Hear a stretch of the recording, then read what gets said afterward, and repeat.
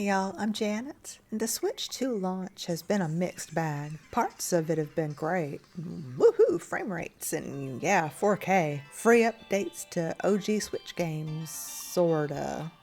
Well, some games are getting free updates. As always with Nintendo, with the sweet comes the sour. Nintendo can now legally brick the consoles of cheaters, jailbreakers, and hackers thanks to the new terms of service. It's all fishy, and these days I just assume terms of service are nothing but legal gobbledygook designed to deprive me of a thing I've paid for, or deprive me of a right I'd otherwise be guaranteed. I'm looking at you, Roku.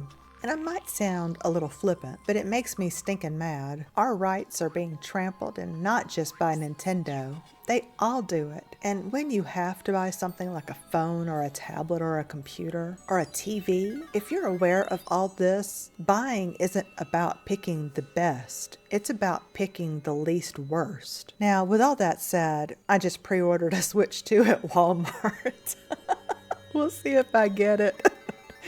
I know. Previously, I said I wasn't going to buy a Switch 2 at launch because there weren't any games I wanted to play except for Mario Kart. And I didn't really have someone to play Mario Kart with anymore. Well, I was talking about my mom. I'm her caregiver, and she has dementia. And I thought she had forgotten how to play. She's already lost the ability to play games on the PC some time ago, and no more Terraria or Stardew Valley together for us. And after a few rounds of Mario Kart, where she came in last recently, I just thought she had lost the ability to use a controller. Well, last week, Mom wanted to play Mario Kart, so we did. And I came in first and then watched her play for like 30 minutes after I won.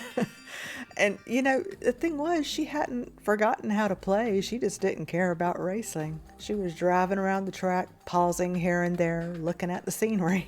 So I pre-ordered the Switch 2 for Mario Kart World's free roam mode, where players can just wander around the world at their leisure. They don't have to race if they don't want to. I think it's going to be perfect for her. And she can always use the wheel if she has to. That's pretty easy. Dementia can be kind of like ADHD in that it's hard to find something she can do for any length of time, because if she's capable of doing it, she often just doesn't have the attention span for it. Well, I mean, she can watch Geeks and Gamers play Mario Kart endlessly. So I'm hoping this free roam mode in the new Mario Kart will be something she enjoys at length. Anyway, that's why I'm buying a Switch 2.